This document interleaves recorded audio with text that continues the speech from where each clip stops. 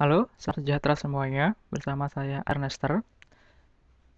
Pada sesi terdahulu, kita sempat membahas membuat view template dengan cara membagi-bagi file tersebut ke dalam beberapa file. Sebagai contoh, di sini saya membagi file index tadi menjadi header dan footer. Kemudian kontennya saya buat berbeda seperti index untuk halaman utamanya dan kontak untuk halaman kontak.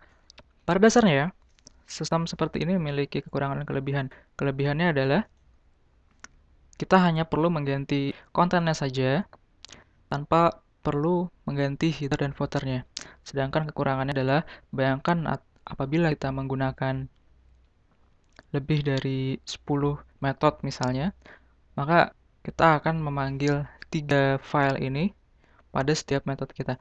Nah, kali ini saya akan membagi sedikit tips bagaimana manajemen file template ini agar lebih mudah digunakan. Oke,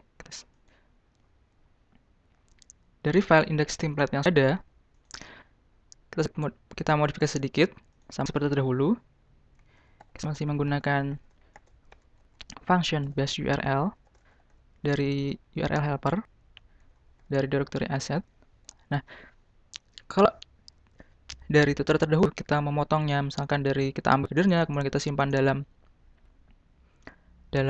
file tersendiri. Nah, kali ini hanya kontennya saja yang kita simpan dalam file tersendiri. Sebagai contoh, misalkan dari sini kita simpan dulu dalam bentuk file PHP. Saya beri nama template misalkan. Kemudian kita coba dari controller, misalkan saya buat sebuah metode baru, template misalkan, nama metodenya. Kemudian saya load file view tadi.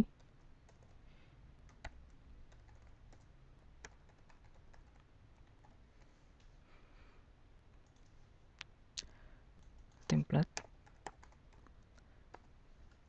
Maaf. URL-nya belum saya load.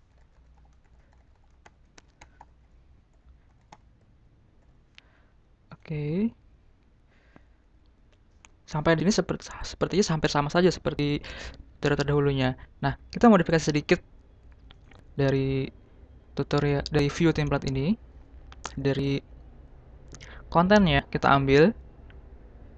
Kemudian kita cut, kita simpan ke dalam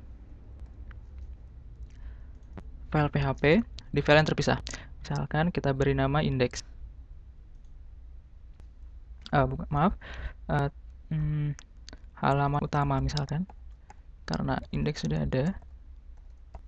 Nah, terus apa yang kita lakukan terhadap file template?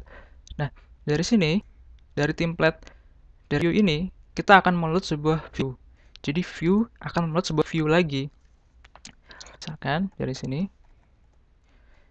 pada view kita bisa menggunakan this load view. Kali ini adalah kita menggunakan halaman utama. Kita meload halaman utama. Atau kita bisa juga menggunakan function this view saja. Halaman utama. Kita coba akses dari browser. Oke, hasilnya sama saja. Hanya saja sistemnya yang berbeda. Kalau dari tutorial pertama, kita akan meload ketiga file terpisah ini ke dalam satu controller dalam sebuah metode, sedangkan pada metode yang ini kita hanya meload satu view. Kemudian di dalam view ini akan meload view yang lain lagi. Oke. Nah, kemudian kita ingin membuat sebuah view, sebuah metode lain di mana.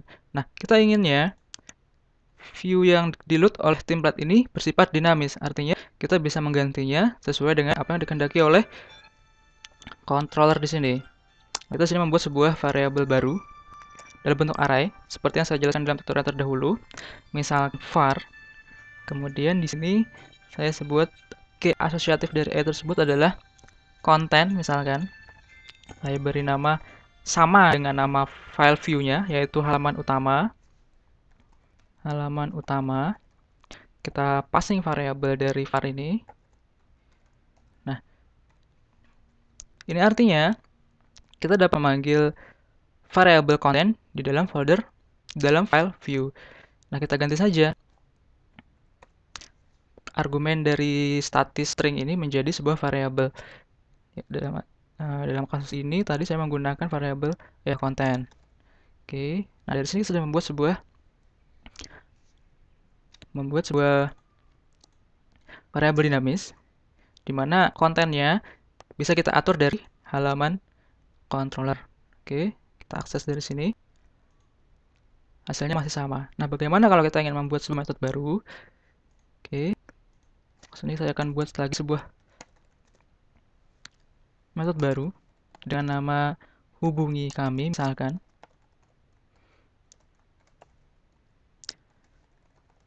Masih menggunakan helper URL, maaf. Kita load template yang sama.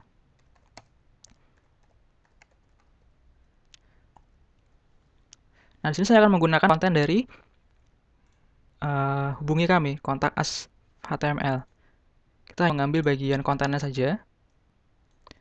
Dari sini berkaitan kontennya. Cek. Kita salin, kita simpan dalam sebuah file baru. Kita simpan.